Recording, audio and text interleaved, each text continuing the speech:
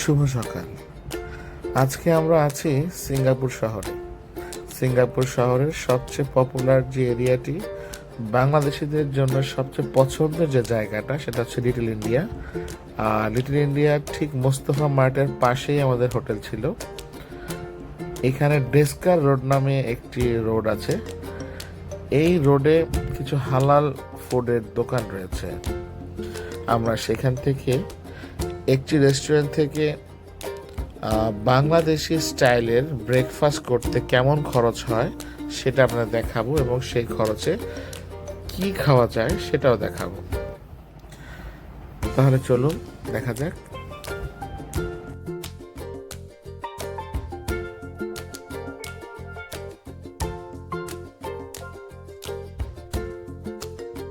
এটি একটি ইন্ডিয়ান হালাল রেস্টুরেন্ট।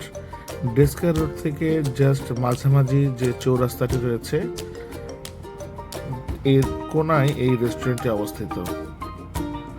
সো এখানে আমি সকালে নাস্তা অর্ডার করলাম। কিছুক্ষণের মধ্যে নাস্তা পরিবেশন করবে ওরা।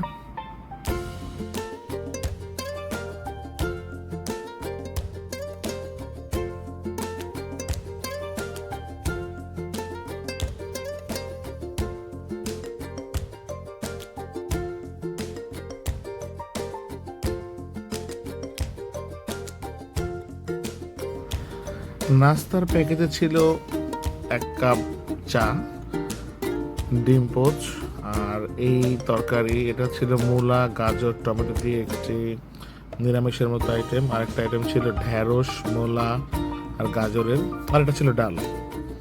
সবচেয়ে ইন্টারেস্টিং ছিল ডিমটা, প্রায় 2-3টা ডিম দিয়ে অমলেট করা, আর সিদ্ধ আটার পরোটা। যাই হোক, সিদ্ধর পরোটা খুবই মজা ছিল, একটু মিষ্টি মিষ্টি ছিল। আমার মনে হয় যে মানে এটা কি বলে, একদম নরম, একটু মোটা ছিল। আমরা সাধারণত বাংলাদেশে এই ধরনের এত মোটা পরোটা খেয়ে অভ্যস্ত না, কিন্তু খুব মজা লাগতেছিল। অনেকটা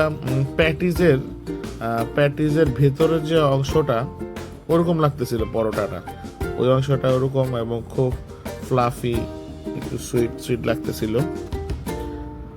আর ওভারঅল ইন্ডিয়ান একটা টেস্ট তো ছিলই, তার দেখে বুঝতে পারছেন তরকারিগুলো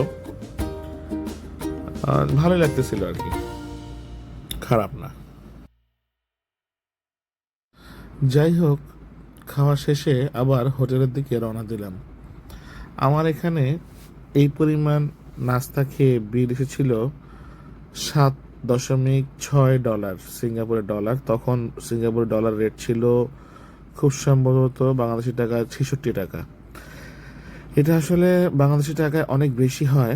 এখানে একটা সমস্যা হচ্ছে, সিঙ্গাপুরে একজনের জন্য খাবার অর্ডার করলে অনেক বেশি এক্সপেন্সিভ হয়ে যায়।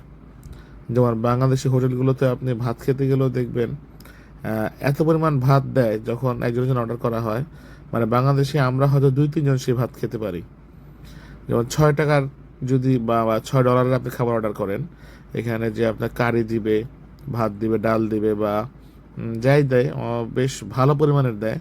সো একজনের খেয়ে লস এখানে আসে। লস মানে অনেক এক্সপেন্সিভ হয়ে যায়। যদি শেয়ার করে খাওয়া যায় তাহলে সেটা পোষায় আর কি। যাই হোক, এই ছিল সিঙ্গাপুরের নাস্তার একটা ছোট্ট ব্লগ। আশা করি সবার ভালো লেগেছে। আবার দেখা হবে অন্য কোনো দেশের কোনো ব্লগে। Thank you very much. See you.